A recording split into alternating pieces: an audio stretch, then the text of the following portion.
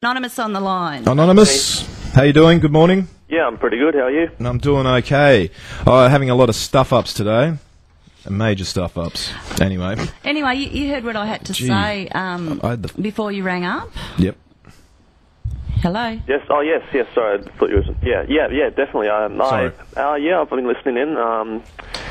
You raised some pretty valid points there. I mean, I know Cyrus is listening right now, and frankly, I'm not surprised he called up yesterday when you weren't in because, cowardice is something you'd expect from Cyrus. I mean, you know him for as long as we have, and... Yeah, it's frankly, it's not that surprising, but it's a good thing that he was actually giving his side of the story because half the time we let Scientologists have their say, and we encourage anyone who's looking into Scientology, whether it's for critical purposes or they're actually interested, to have both sides of the story, both Scientology and that of the critics. So, it's okay for him to come in and give his spiel, I guess, Can I just ask something? Do you know whether Cyrus Brooks is still the Vice President of Scientology in Australia? Well, Scientology management gets shuffled around so often.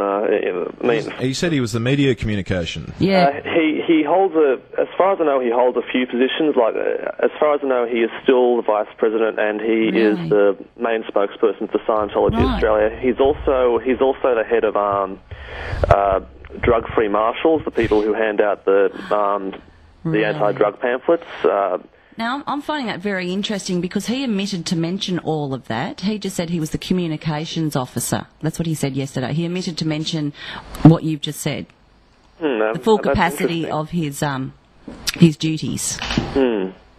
Anyway. Yeah.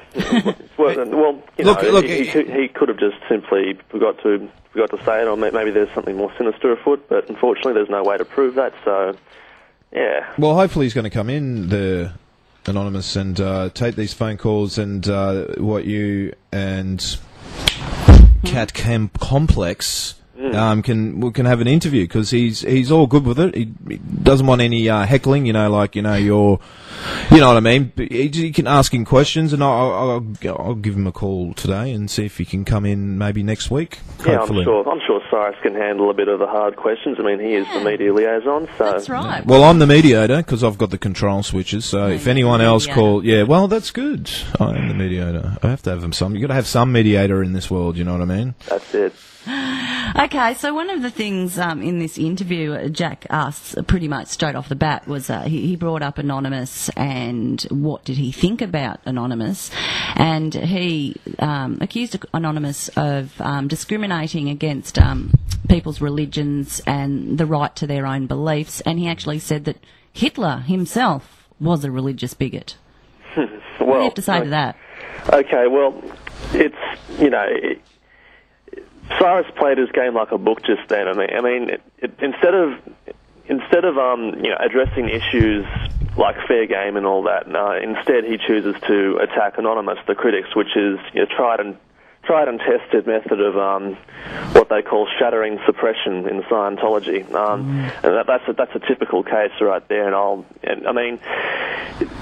We get the whole you're religious bigots all the time. You stop attacking our religion. Like you said, no, Cyrus. The last two phone calls that Anonymous made were not addressing the beliefs at all, and we'll tell you this once more. We've been telling you this for a good 19 months now, that you can believe in whatever you want, but you should be honest about it. I mean, and on that note, it's interesting that Cyrus never actually addressed what Scientologists believe in. He was perfectly happy to say how great they were and address auditing and past lives and all that, but I'm going to do you listeners a favour and actually tell everyone what Scientology actually believes. Yes, because I didn't get that out of the interview either.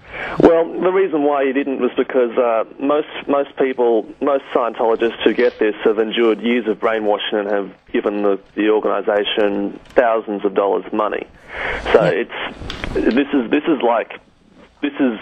deep stuff. But you've probably already heard it. But that it's one of Scientology's biggest secrets, and they'll keep on saying, no, it's not true, it's not true. Yep, yep. But that's either because they haven't heard of it yet, or they have heard it and they've been told, don't disclose this to anyone, or this could jeopardise your progression towards spiritual freedom or whatever. Get up the bridge, isn't it called? The bridge to total freedom, that's right. Yep.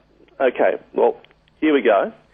This again, this is what Scientologists actually believe after a certain amount of years within the organisation, and I want to stress it's okay for them to believe that. I'm not making fun of them, but I'm just enlightening people. If Scientology is so great, Cyrus, then I'm spreading the word. I'm spreading the good word here for you. Yes, yes. So anyway, 75 million years ago, Lord Xenu, with the help of psychiatrists, imprisoned billions of aliens in blocks of alcohol and glycerin, boxed them up in boxes and sent them to Earth, which was known as TGAC at the time, in space planes that looked identical to DC-8s but with jet engines instead. What?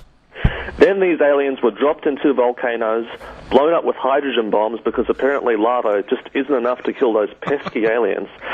And the souls of these aliens drifted up into the atmosphere, but were caught by Xenu's evil soul-catching machines. These souls were brainwashed in giant cinemas by being fed false images of reality, and were finally left to drift aimlessly around the Earth, eventually attaching themselves to human bodies, and to this day, these alien souls, called Thetans, are now the source for all our problems and misfortunes and whatever. What's this, Flash Gordon?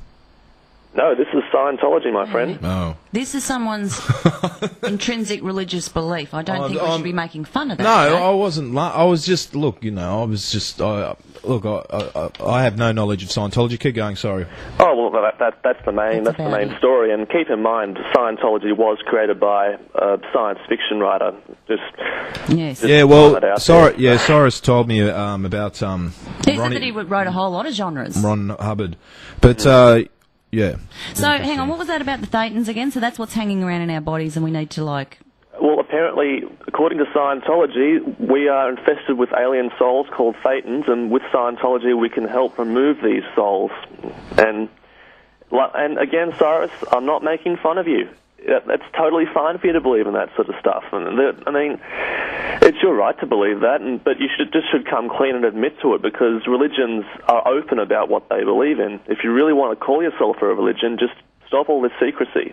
And if you want me to back up these claims, your top spokesperson, Tommy Davis, he actually admitted to this story being part of official Scientology doctrine earlier this year on TV. So, you know, just stop lying, you know. It's kind of tiresome, Cyrus.